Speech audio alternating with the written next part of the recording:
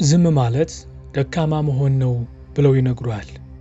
ዝምተኛውን ፈሪ ወይም የሚሸሽ ይሉታል። ተሳስተዋል። አድምጠኝ።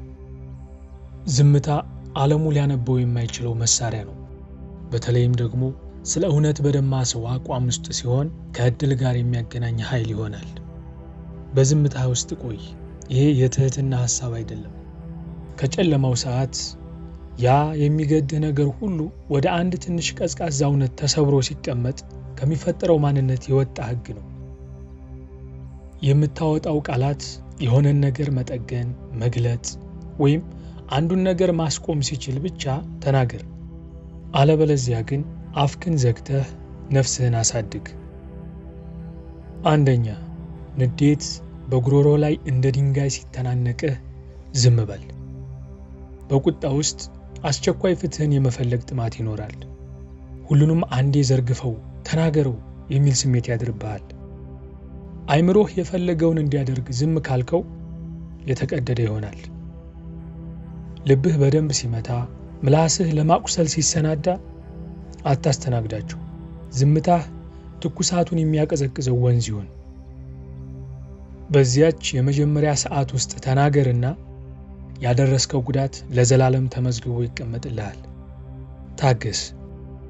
ሰላም በራሱ ታሪክህን አስተካክሎ ይመዝግበው። ንዴት ጦርን ይወረውራል፣ ዝምታ ደግሞ ጋሻን ይገነባል። ሁለተኛ፣ አንተን ማብሸቅ ከሚፈልጉ ሰዎች ጋር ስትሆን ዝም በል። አንዳንድ ሰዎች ምን ሲሉህ እንደምትናደድ ለማወቅ ይፈትኑሃል። የቆሰለው ክፍልህ እስከሚያገረሽ ያበሽቁሃል። ማርከስ ኦሬሊየስ ሰዎች መልካም ነገር ስለማያውቁ መጥፎ ያደርጋሉ ብሎ ጽፏል። ነገር ግን ባለማወቅና ሆን ብሎ በመጨከን ውስጥ ልዩነት አለ። ለማበሳጨት የሚጥረው እጅ አጥማጅ ከሆነ ወጥመዱን አትንከስለት። በሚያበሳጩ ሰዎች ፊት ዝም ማለት ሽንፈት አይደለም፣ ሙሉ ሆኖ የመቆየት ውሳኔ ነው። አንተ በጣም ኃይለኛ መረጋጋትን እየገነባህ ሳለ እነሱ ያሸነፉ መስሏቸው ሰክነው ዘወር ሲሉ ተመልከታቸው። ሶስተኛ፣ ኩራትህ ታላቅ ታሪክህን የሚያደምጥ ሰው ፈልጎ ሹክ ሲልህ ዝም በል። ኩራት መድረክ ይወዳል። በመከራ ያሳካውን ትንሽ ድል እንደ ብቃት እየተናገረ በሰዎች ክብርን ይሰበስብበታል። ሴኒካ ጉራን በመቃወም ያስጠነቀቀው ነገር አለ። ማስጠንቀቂያውም ለትንሽ ነገር ከመጨነቅ የመጣ አይደለም፣ ስለ ወሳኝ ጉዳይ ነው። የህልውና ጉዳይ ነው። ዓለሙ አንተን ታላቅ የሚያደርግህን ታሪክ መስማት ሲፈልግ የሚያስከፍልህንም ዋጋ አስበው። ሁሉም ጉራ የመልስ ክፍያ ወደሚፈልገው መዝገብ መግቢያ ነው። አንተ ግን ተግባርህ በጨለማ ውስጥም ጽኑ ይሁን። ጸጥ ያለው ሰው ውርስን ያከማቻል፣ ተናጋሪው ግን በሐሰት ክብር ያባክነዋል። አራተኛ፣ ውሳኔህ የሌላን ሰው ሕይወት የሚጎዳ በሚሆንበት ጊዜ ዝም በል። አንድ አረፍተ ነገር የሰዎችን ዕድል የሚቀይርበት አጋጣሚ አለ። ከሥራ መባረር፣ መወንጀል፣ ቃል ኪዳን፣ ሁሉም የሚቆርጡ ስለቶች ይሆናሉ። በእነዚህ ሁኔታዎች ጊዜ በችኮላ ከተናገርክ በነገህ ላይ ተስፋ የሌለው ጠባሳ ትጥላለህ። እውነት ላንተ እስኪገባህ ድረስ በዝምታ ውስጥ መቆየት ቅንጡነት አይደለም፣ መሰረታዊነት ነው። ስቶይኮች ቃላቶቻችን የኛ ብቻ አይደሉም፣ ታማኝ እስኪሆኑ ድረስ ተጠንቅቀን ካልያዝናቸው ተጉዘው ለዘመናት ይኖራሉ የሚል ማስታወሻ አላቸው። አምስተኛ፣ ሁከትና አስተያየት በጎላበት ሰዓት ዝም በል። ዓለሙ ሁሉም ሐቀኛ ነኝ፣ ሁሉም እውነተኛ ነኝ የሚያስብለውን ገጸ ባህሪ ለብሶ የሚጮህበት አስቸኳይ ድምጾች የሚሰሙበት ቦታ ነው። ብዙ ሰዎች ደህንነታቸውን ለማስጠበቅ ይናገራሉ፣ እንደ ታንኳ የገነነው ሐሳብ ጋር ይጣበቃሉ። የጥበበኛው ምርጫ ግን ዝምታን እንደ ኮምፓስ መጠቀም ነው። ዝምታ የህብረት ሐሳብን ሞግቶ አይምሮ እውነቱን እንዲያስተውል ዕድል ይሰጣል። ማርከስ የራስን ሐሳብ ማድመጥ ብሎ ነበር። አንዳንዴ ውስጣችንን የምንሰማው ሌሎች ድምጾችን ስናጠፋ ነው። የጅምላው ሐሳብ ይለፍ፣ ሐሳቦች የሚስተዋሉበትን ዝምታ ያዝ። ስድስተኛ፣ አንተ በማታክመው ስቃይ ውስጥ ያሉ ሰዎች አጠገብ ስትሆን ዝም በል። ለማስረዳት፣ በቃላት ጠግነህ ለመምከር ትፈልጋለህ። አዎ፣ የታማሚው ዓይኖች መልስን ተርበው ይሆናል። ብዙ ጊዜ ግን በጣም የሚያድነው ነገር በጥሞና ከጎን መገኘትህ ብቻ ነው። የሴኒካ መድኃኒት ጥሞና ነው። ደህንነት ሁልጊዜ እንዲህ አድርግ በመባል አይመጣም። ዓለም መፍትሄው እንዲህ ነው እያለ በቁስሎቹ ውስጥ እንጨት ሳይሰድበት ታማሚውን በጥሞና ማድመጥ ክብር አለው። ዝምታ ባዶነት አይደለም፣ ክብር ነው። ቁጭ በል፣ ስክን በል። ጊዜ እና ጸጋ በራሳቸው የሚገልጡትን ነገር ለመተካት ሳትተውን ዝምታህ በራሱ አይዞህ ብቻህን አይደለህም የሚለውን ይናገር። 7ኛ ብታካፍላቸው አደገኛ የሚሆን ዕውቀትን በያዝክ ጊዜ ዝም በል። ሁሉንም እውነታዎች የማሳወቅ ግዴታ የለብህም። አንዳንድ እውነታዎች እንደ ሰንሰለት የሚጎተት መዘዝ አላቸው። በግድ የለሽነት መናገሩ የጭካኔ ሥራ ይሆናል። ጥበበኛው ሰው የሚገለጡ እውነቶች የሚያስከፍሉትን ዋጋ ይረዳል። ማንን ይጎዳል? ማንን ነፃ ያወጣል? ማንን ያስታጥቃል? ጥበበኝነት ልጓም ይፈልጋል። ትክክለኛው ጊዜ እስኪመጣ ድረስ ወይም የሚያስፈልገውን ጥበቃ እስኪያገኝ ድረስ የጋራ ደህንነት የማይሰጠውን ነገር በዝምታ መያዝ ውስጥ አክብሮት አለ። ይህን ሐሳብ እንደ ፈሪነት አትየው። ዝምታን የተካነበት ሰው ደካማ ጎኑን በደንብ ያጠናና ሌሎች ሰዎች እንዲያናጉት የማይፈቅድ ነው።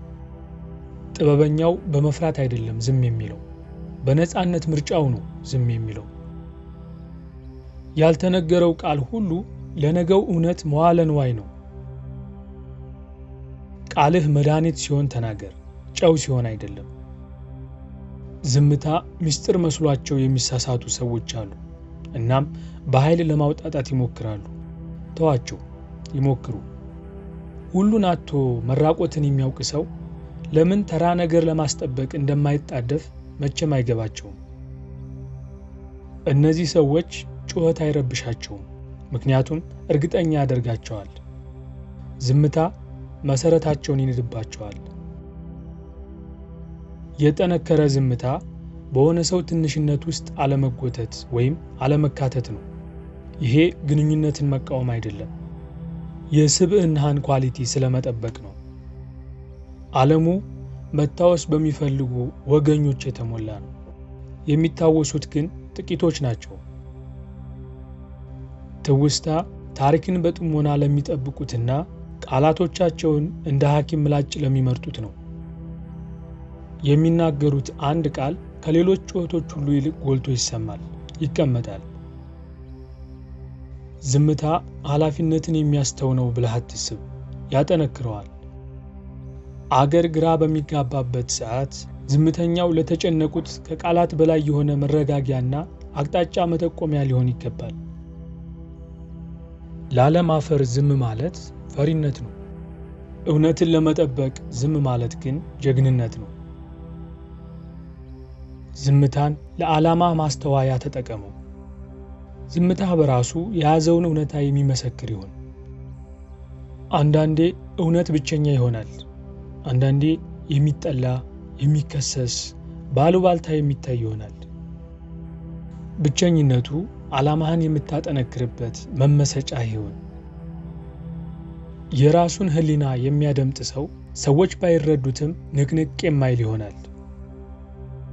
ጥርጣሬዎች በርህን የሚያንኳኩበት ጊዜ ይኖራል። ውሳኔ ትክክል ነበር ወይ ብለህ እንድትጠይቅ ያደርግሃል። ትክክለኛውን መልስ ግን ከህብረተሰቡ ውስጥ አይደለም የምታገኘው፣ ከምታስታውሳቸው እነዛ ምሽቶች ውስጥ ነው። ችኮላ ጠባሳዎችን ትቶ ያለፈበት ጊዜ። እነዚህን ጠባሳዎች አስታውሳቸው፣ መምህርህ ይሆኑ። ንዴት ሲይዝህ አተነፋፈስህን አሳምር። ሰዎች ሲፈታተኑህ ጸጥ በል።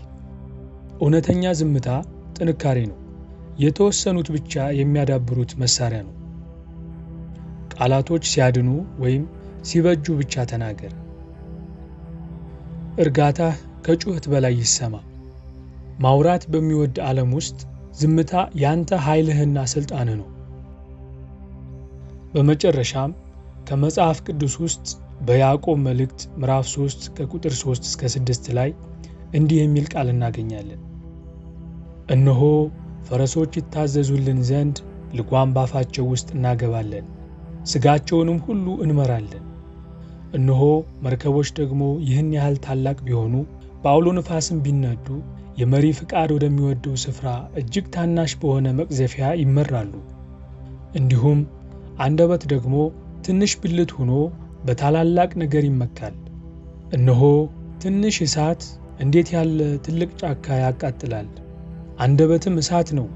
አንደበት በብልቶቻችን መካከል ዓመፀኛ ዓለም ሆኗል፣ ሥጋን ሁሉ ያሳድፋልና የፍጥረትንም ሩጫ ያቃጥላል፣ በገሃነምም ይቃጠላል ይላል የእግዚአብሔር ቃል። ሥራችንን ከወደዳችሁትና ከተማራችሁበት ላይክ፣ ሰብስክራይብ በማድረግ የጉዞ አካል ይሁኑ። መልካም ጊዜ